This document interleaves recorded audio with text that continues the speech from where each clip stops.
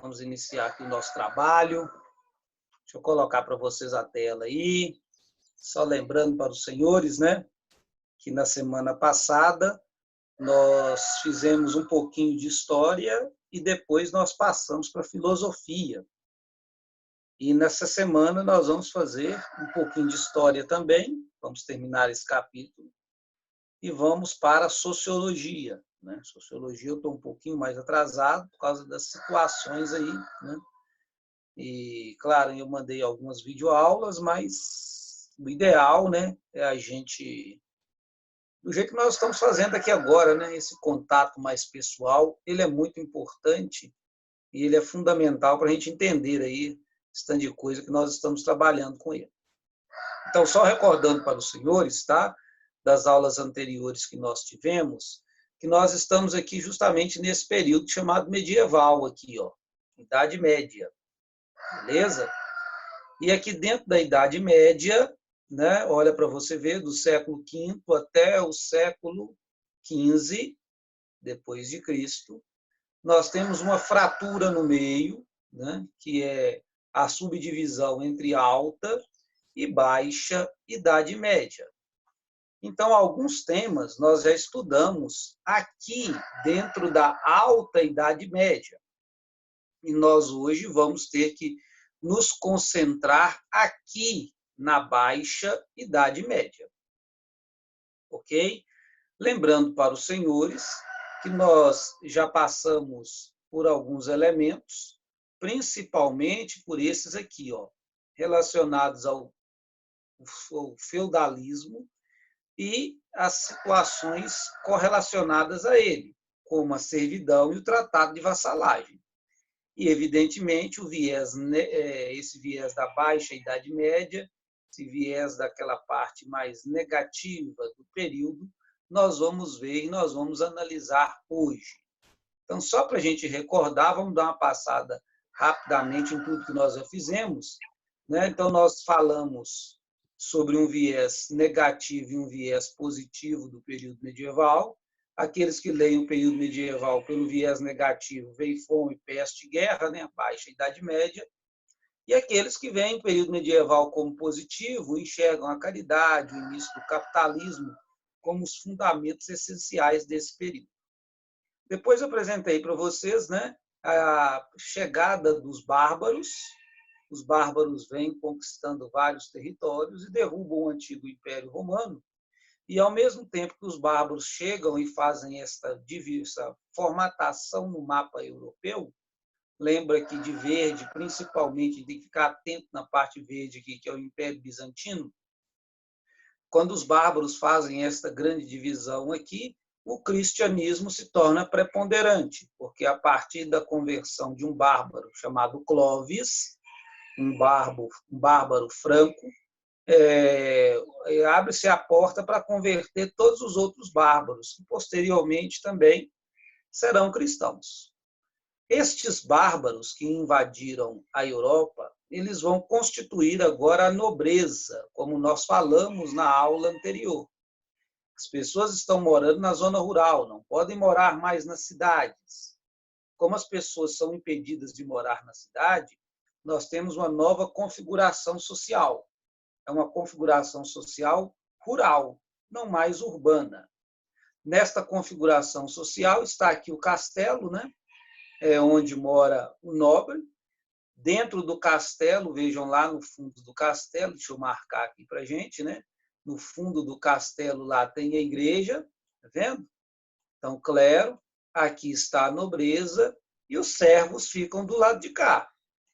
Clero, nobres e servos. Então, é a estrutura de funcionamento de todo o período medieval, que é pautado no feudalismo. O feudalismo se constrói, se faz através do tratado de vassalagem. Aqui está a figura do suzerano, aqui está a figura do vassalo.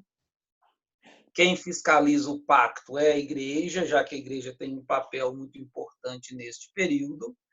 E é o período, portanto, onde direitos e deveres são estabelecidos entre os dois. Dentro do período medieval, a economia é uma economia rural. Evidentemente que aqui coloquei bem maior a gravura do feudo, né? Mas do lado do feudo nós temos também o burgo, né? Onde está a burguesia e tudo quanto. Algumas cidades continuam, poucas, com população bem baixa. E nós temos, neste período da Alta Idade Média, um crescimento populacional. As pessoas começam a ficar dentro do feudo e, evidentemente, novas técnicas agrícolas aparecem. Aqui na gravura, por exemplo, nós temos o arado, nós temos o adubo, né? Então, mais comida também, que é uma coisa importante.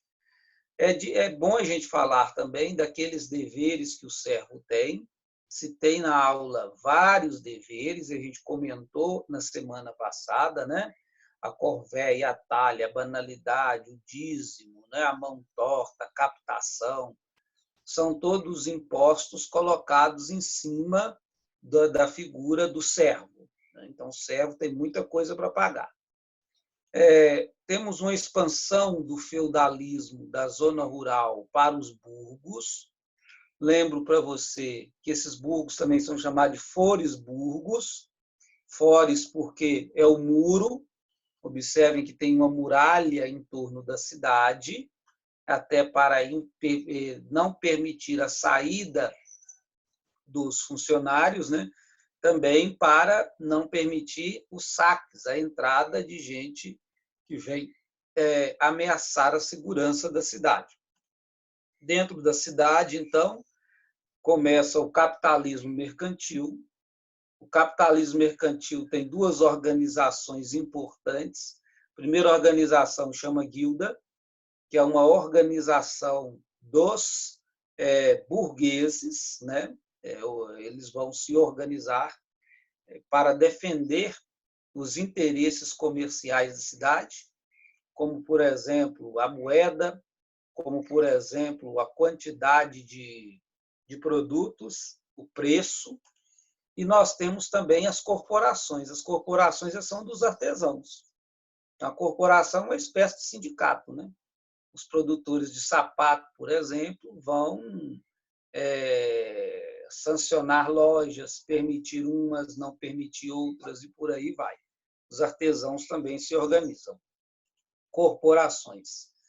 Muito importante, eu acredito que nós estávamos por aqui no final da última aula, todas essas rotas comerciais, grandes cidades agora importantes, e observem no centro do mapa a feira de Champagne, na França. Ela vai ser um ponto nevrálgico e central dessas ranças, destes comércios do mundo antigo. Lembrando que o comércio depende muito de produtos oriundos da China e da Índia. Pronto. Ok? Pessoal, agora... Ok, Vanei. Ok. Recordaram? Então, Recordando. Isso aí. Ó. Então, vamos agora para as cruzadas, né? Aí, ó. Então, nós vamos largar a Alta Idade Média e nós vamos ingressar agora na Baixa Idade Média.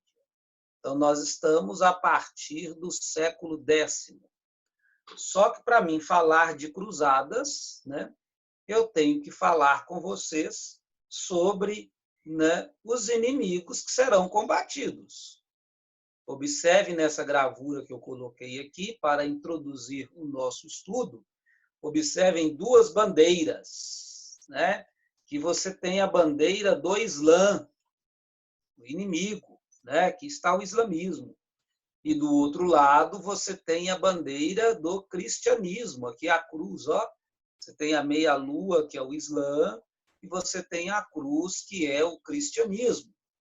Olha para você ver, esses exércitos estão em combate e nós teremos que entender toda esta situação.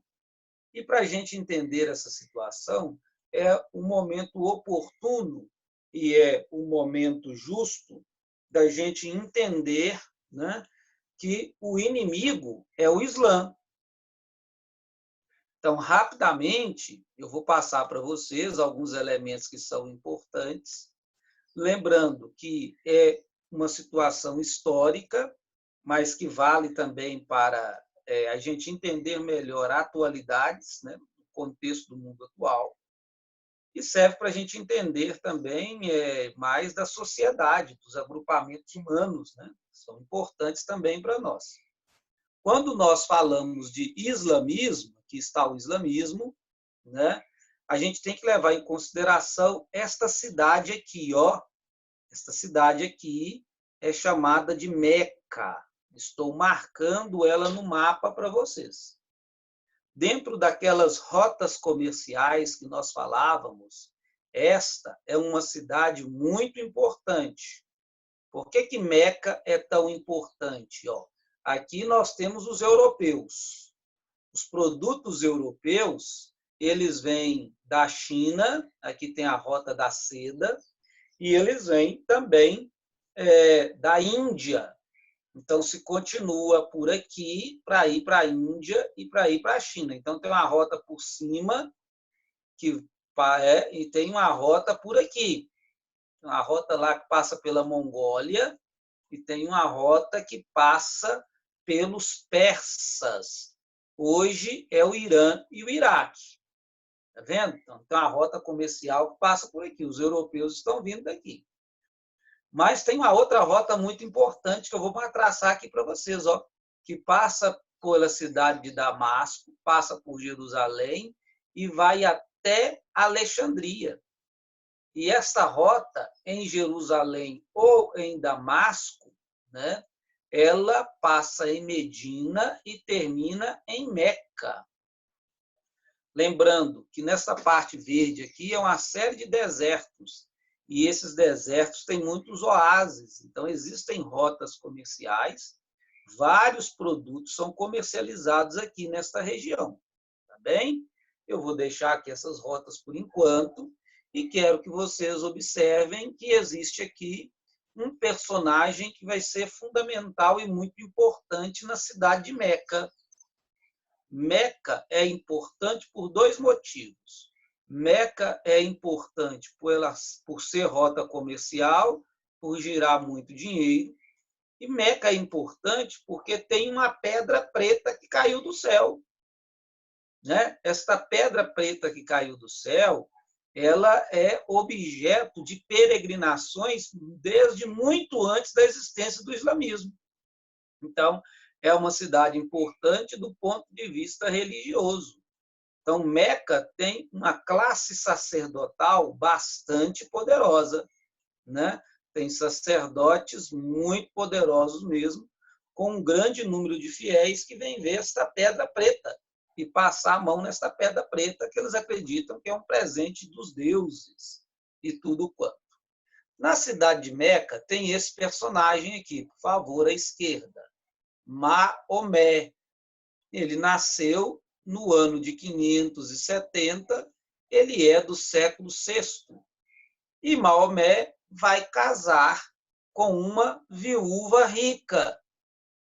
Tá ok? Esta viúva rica, então, ele vai assumir uma função comercial. E Maomé vai encontrar pessoas de várias regiões. Maomé vai encontrar com cristãos vindos da Europa.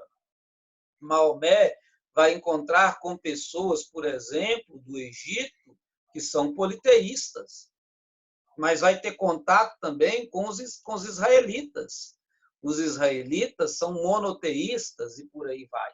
Todos vêm aqui em Meca e todos fazem comércio com Maomé. Maomé, então, a partir deste período, conhecendo, portanto, várias religiões do mundo antigo, Maomé, na cidade de Meca, ele vai ter uma série de visões religiosas. E ele vai conversar, segundo a tradição judaica, islâmica, ele vai conversar com um anjo, chamado Anjo Gabriel, né? E o anjo vai revelar para Maomé o livro sagrado. Né? Qual que é o livro sagrado dele? Se chamam Alcorão. Então, os versos do Alcorão são citados pelo anjo e Maomé, então, inicia uma nova religião. esta nova religião criada em cima deste livro, o Alcorão, é a religião islâmica. Então, começa em Meca o Islã, o islamismo. O Maomé, ele é expulso de Meca por causa de conflitos com a classe sacerdotal politeísta de Meca. E de Meca ele vai se alojar em Medina. Na cidade de Medina, o islamismo vai crescer, o islamismo vai se tornar muito poderoso. Estamos nas regiões da Arábia. Então, aqui estamos dentro dos desertos árabes, né?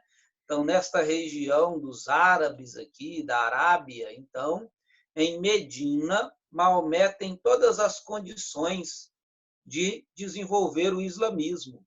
E em Medina, ele já monta um exército. Este exército retorna em Meca e conquista Meca, né? A tomada de Meca a partir do ano de 630. Está aqui, portanto, a data básica e fundamental. Enquanto, então, que a Europa se organiza no feudalismo, este mundo aqui, árabe, se organiza através do islamismo. Então, lá em cima, cristianismo, aqui, islamismo. Próximo elemento, me acompanhe aqui, por favor, né? Este próximo elemento apresenta para a gente agora como que o Islã já se desenvolveu. Olha o tamanho que o Islã já está. O Islã está gigantesco. Então, lembro para você o seguinte, que uma coisa muito importante é o que aconteceu após a morte de Maomé. Quando Maomé morreu, nós vamos ter uma divisão dentro do Islã, né? Aqui, nessas partes posteriores de Medina para cima, os sheiks vão tomar a religião. Então, a religião dos sheiks é o islamismo xiita. E a família de Maomé vai ficar aqui nesta parte sul da região. E aqui é o islamismo sunita. Então, o próprio islamismo se subdivide, mas o islamismo continua o seu processo de progressão. Então, vejam que já saiu aqui das regiões de Meca e Medina e já entraram até na Síria, no Egito, daqui a pouco vão entrar no Iraque moderno dos dias de hoje, no Irã e no Iraque. E a partir daqui, né, os sheiks vão se tornar mais fortes ainda. A religião islâmica. O que constitui a religião islâmica? Separei aqui à direita da tela as principais características para nós entendermos. Tá ok? Evidentemente que a principal característica é esta aqui, ó, o Alcorão. O Alcorão são as coisas que você tem que ler para se ler e se vivenciar. Então, o Alcorão é o livro sagrado para o islamismo. Um segundo princípio importante, que no islamismo não existe a presença do Filho de Deus. Então, para o islamismo, Jesus não é filho de Deus. Para o Islã, Jesus é simplesmente um profeta. Olha para você ver. Maomé conhecia o judaísmo e conhecia o cristianismo.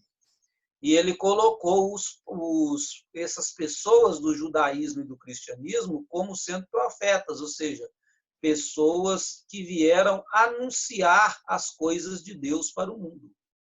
O próprio Maomé, né? Maomé é também profeta. Maomé não é Deus. Maomé é um profeta, porque não existe a presença de Deus aqui na realidade humana para eles. Então, o próprio Maomé é o maior de todos os profetas. É o profeta mais importante de todos. Quais são os princípios que fundamentam o islamismo? São 4 princípios, né? Não, 4 não, alguns princípios. Aqui é o número 4 agora, os princípios. Oração, pelo menos 2 vezes ao dia, mais vezes, mas principalmente nas chamadas horas sextas. 12h e 6h, principalmente, né? E aqui a oração é voltada para Meca. Eles colocam um tapetinho no chão e põem os joelhos no chão, voltado para Meca. Uma série de abluções. Eles moram em regiões do deserto. Então, eles precisam lavar. Aqui a ablução é lavar. Lavar a mão, lavar o cotovelo, lavar pé, lavar a cabeça. Jejum e caridade. Né? Você vê muito parecido com o cristianismo e também com o judaísmo. E pelo menos uma vez na vida ir lá na cidade de Meca. Né? Então, o Islã, um bom islâmico, tem esta realidade.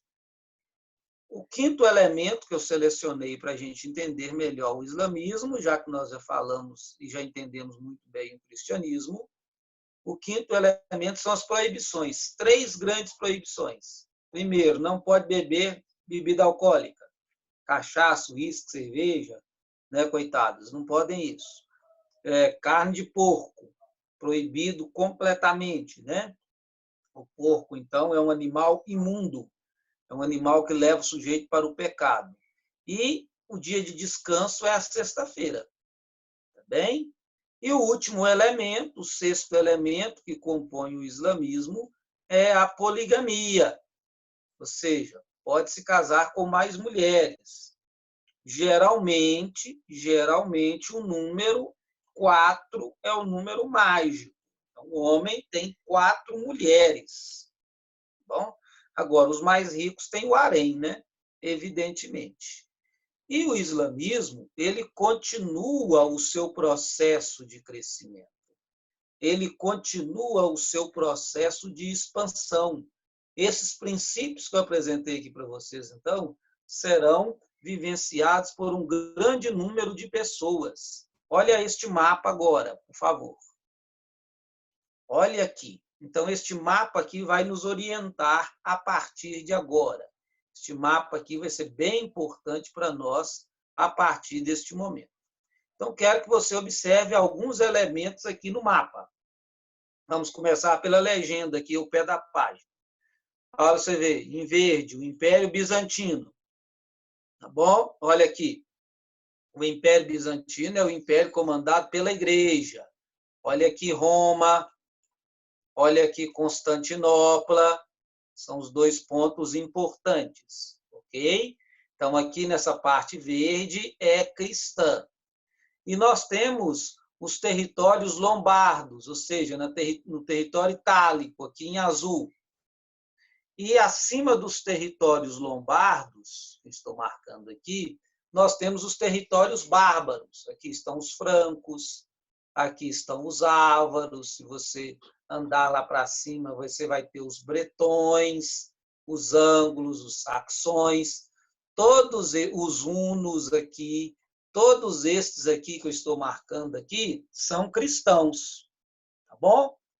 Mas vamos ver o mundo árabe. Olha lá o mundo árabe, o tamanho do mundo árabe. Primeiramente, né, o território dos sunitas. Vou desenhar aqui o símbolo do islamismo, a meia-lua. Tá vendo? Aqui é uma região islâmica, né? Então, nós temos também o território dos sheiks. Vamos lá, para os califados. Olha o tamanho deste califado aqui. A cidade de Bagdá é importante. A cidade de Alexandria é importante neste califado. E olha para você ver aqui, ó, que eles vão entrando para dentro da Ásia e tudo quanto. Tá vendo? E nós temos também o chamado califado ortodoxo. Aqui está ele. Aqui, ó, tanto nesta parte aqui, né, mais oriental, como também aqui na África, por favor, no território africano. E olhem aqui, ó, que eu quero dizer com relação às cruzadas, que é importante para nós. Está dentro até do território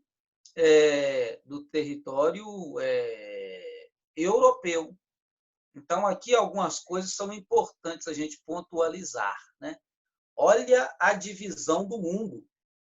Vou passar uma linha aqui agora. Vamos dividir o cristianismo, né? Aqui você vê a linha que divide o cristianismo do islamismo. Olha para vocês verem o tamanho do mundo islâmico. O mundo islâmico é muito maior. E, através de duas frontes, o Islã deseja invadir a Europa. Primeira frente são os otomanos. Aqui estão eles, aqui, esse OT aqui. São os turcos otomanos. Ok? Os turcos otomanos. Eles desejam invadir a Europa por aqui. E nós temos também, né, os mouros.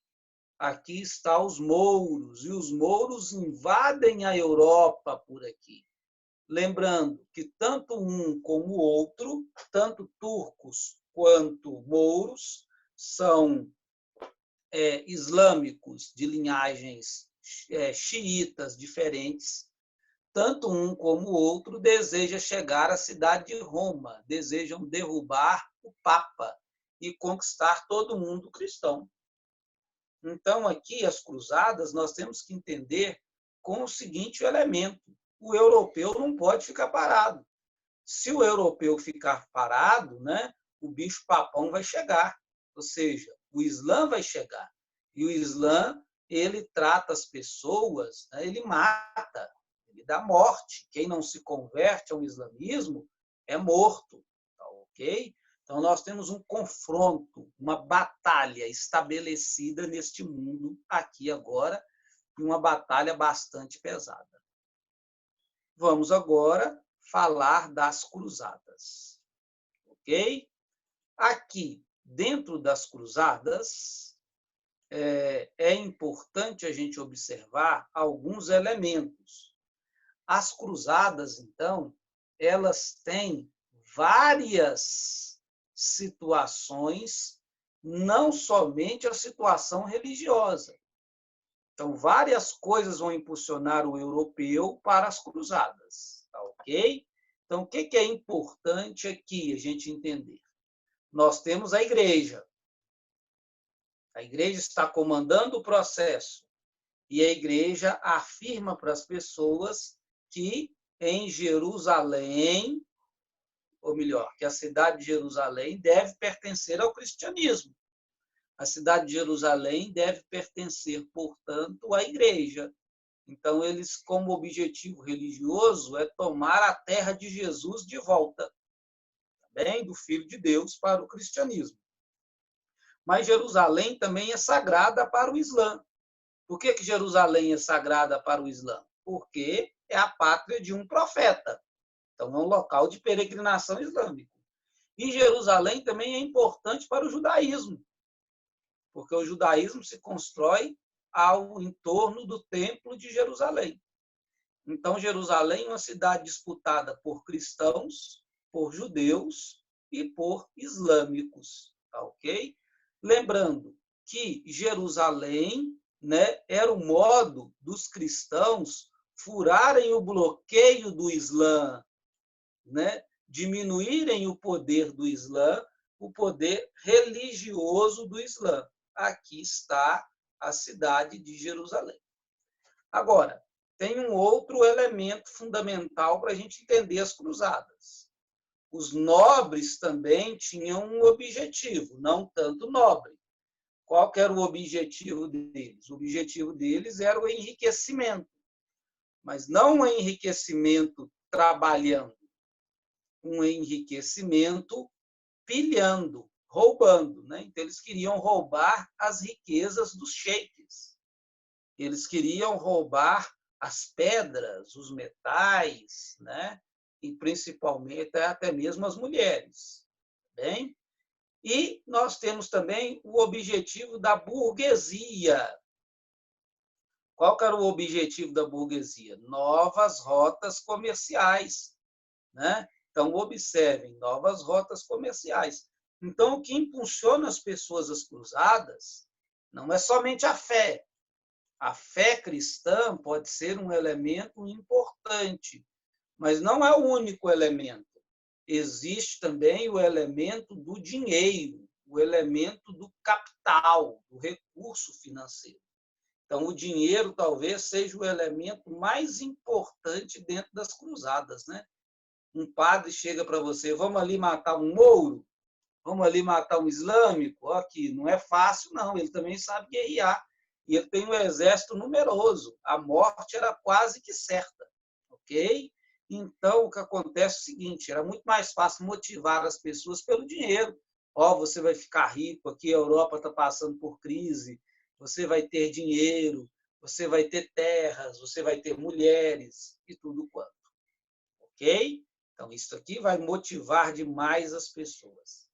Observem aqui no centro da tela que eu apresentei um quadro aqui com 8 cruzadas. Então, a cruzada não é um movimento só.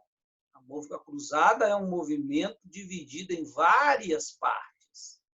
Então, observem aqui que a primeira cruzada é no século XI e a última cruzada no século XIII. Então, do século XI ao século XIII, nós vamos ter 8 movimentos de cruzadas.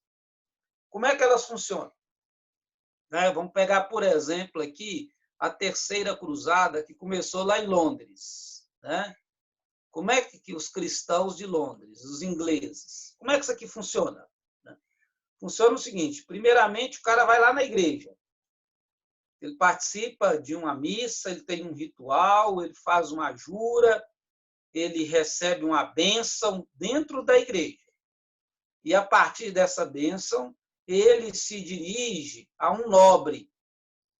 O nobre tem o cavalo, o pobre não tem cavalo. O cavalo é um equipamento só do rico. Então, o cavalo é da nobreza. E lembrando que quem sabe guerrear, quem tem sangue bárbaro nas veias, o nobre é o guerreiro por excelência. O nobre é um cavaleiro. E o nobre vai ensinar os servos a guerrearem. Então, os servos vão ficar coligados com a figura de um nobre. Além do mais, nós temos também o interesse dos comerciantes. Observem aqui, os comerciantes vão financiar a rota, vão colocar as pessoas dentro dos seus navios, vão desembarcar a galera em Lisboa. Os comerciantes de Lisboa também vão ajudar. A igreja também em Lisboa vai ajudar.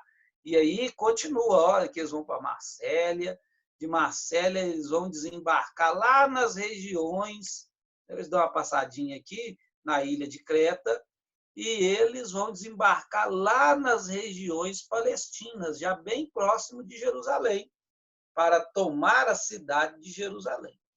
Tá bem? Agora, as cruzadas são tão esquisitas, tem um viés tão esquisito, que a própria cidade de Constantinopla vai ser saqueada. Então, observe que o objetivo não era só um objetivo religioso. O objetivo econômico é muito maior do que o religioso. Constantinopla era uma cidade cristã. E Constantinopla vai ser atacada pelos cruzados. O cristão atacando cristão. Para quê? Por causa de dinheiro, evidentemente. Eles consideravam Constantinopla uma cidade do Oriente. Então, quem participava da cruzada obtinha indulgência plena, ou seja, a absolvição dos pecados, e eles achavam que, só por participar das cruzadas, eles iriam também ser curados de todas as enfermidades. O cara tinha uma doença, alguém da família dele tinha uma doença, então, participando aqui das cruzadas, ele consegue uma série de bênçãos para si e para a família. Bem? Então, estamos aqui neste período da Baixa Idade Média, com o movimento das cruzadas. A gente tem que continuar. Vamos finalizando a Baixa Idade Média com outros elementos que são importantes. Então, aqui ainda na Baixa Idade Média, nós temos uma subdivisão em 2 partes. Temos do século XI ao século XIII, uma um período muito interessante na Baixa Idade Média é o período que nós acabamos de falar das Cruzadas. É um período que nós temos crescimento demográfico, né? Muita gente mesmo, o feudo não comporta, e é interessante, nem a cidade comporta tanta gente. Então, evidentemente, uma boa saída para isso são as cruzadas. Aperfeiçoamento agrícola, né? Então, grande produtividade. Olha para você ver, o comércio, aquelas feiras que eu falei com vocês, as ransas e etc. A reconstrução das cidades, o renascimento urbano. Toda vez que nós falamos de renascimento urbano, o pobre é colocado para longe, né? O centro fica com o rico e o pobre vai sendo jogado para as periferias. E, evidentemente, a classe burguesa, que vai se consolidar no poder. Os nobres, inclusive, estão morrendo nas cruzadas. Os burgueses não, continuam lá na boa. E a partir do século XIV, vamos dividir aqui, a partir do século XIV, nós temos a segunda onda dentro da Baixa Idade Média, que é o período da fome, da peste e da guerra. Tá bem? São os elementos aqui constitutivos deste período. Fome, né? Porque o feudo não dá conta mais de produzir. Então, um problema no feudo. O feudo não produzindo, menos alimentos na cidade. A peste, a doença, que dizimou 1/3 da população europeia, né? Então, a peste. E, evidentemente, que a Guerra dos 100 Anos, que colocava de um lado a Inglaterra e, de outro lado, a França. Então, isso vai atingir a Europa inteira.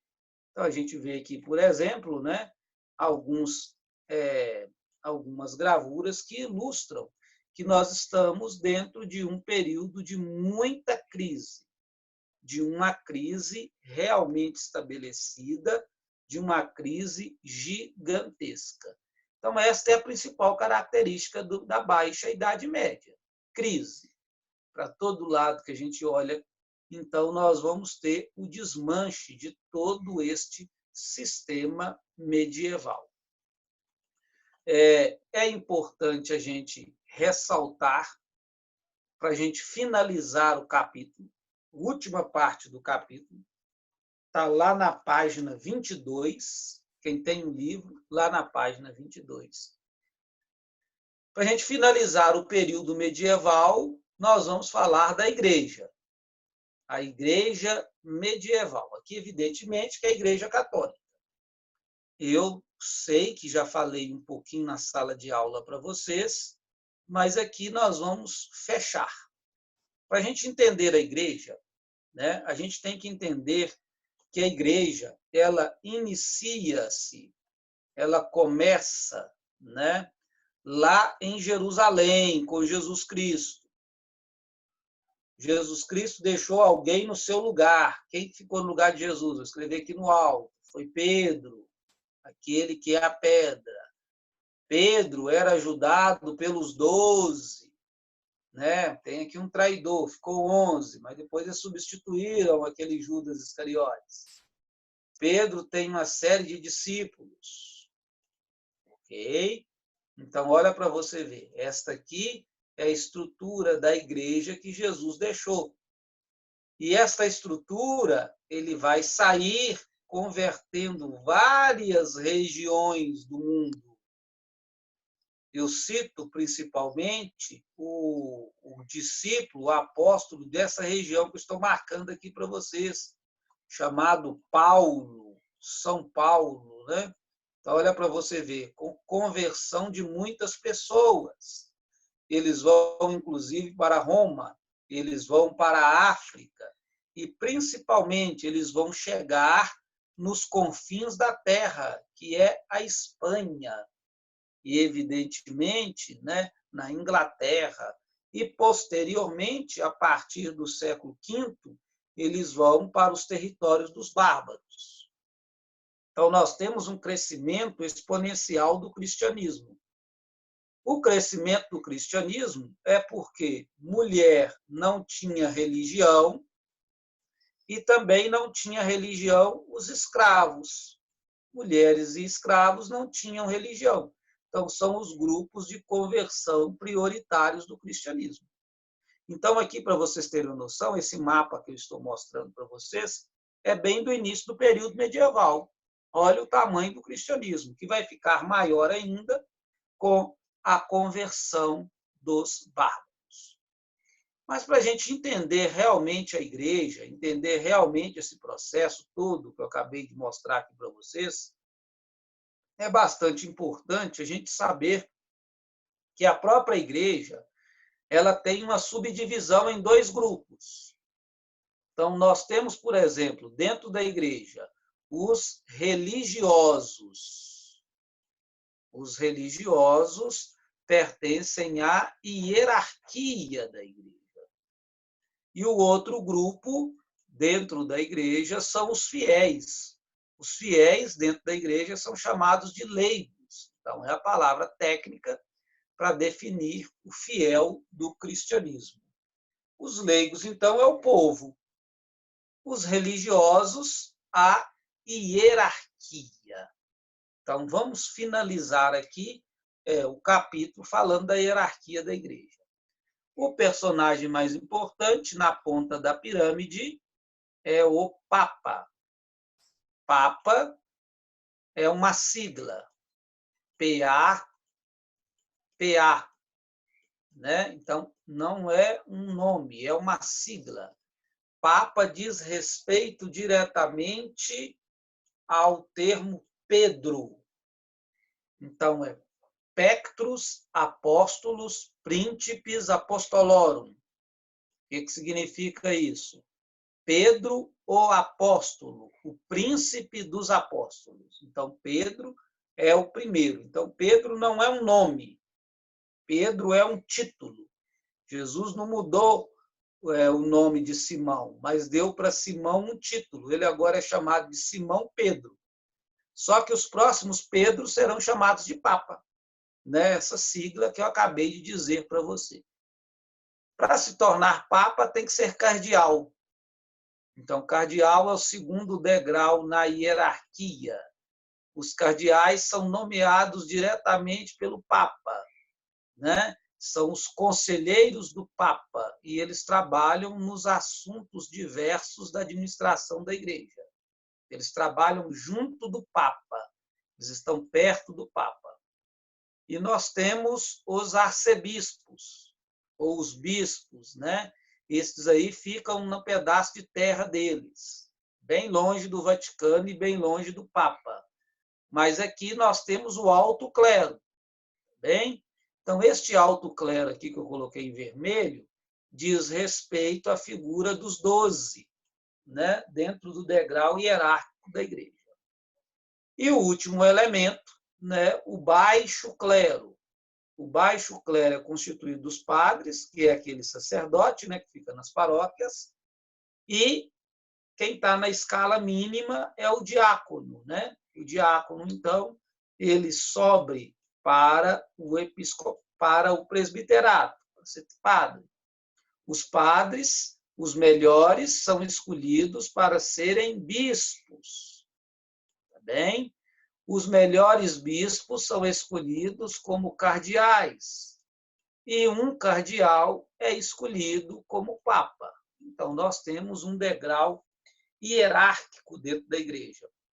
Muito importante a gente entender este elemento, muito importante a gente saber, portanto, né, que a igreja, então, tem o alto e o baixo clero na constituição dos elementos seus internos. E assim nós finalizamos esse capítulo. Então, finalizamos o segundo capítulo nosso agora, a Igreja Medieval. Ok, meus colegas? Então, semana que vem, nós vamos passar para o Estado Nacional Europeu. Semana que vem, nós vamos para a Organização dos Estados Nacionais. Aí vou falar de Portugal, vou falar de Espanha, vou falar de França, vamos falar de Inglaterra, né? É bastante interessante também. Então, assim, eu finalizo com os senhores esse capítulo. Peço para os senhores fazerem os exercícios e, evidentemente, né, nas dúvidas, nos procurarem e as dúvidas conversarem conosco. Estamos entendidos? Alguém gostaria de perguntar alguma coisa? A palavra está aberta.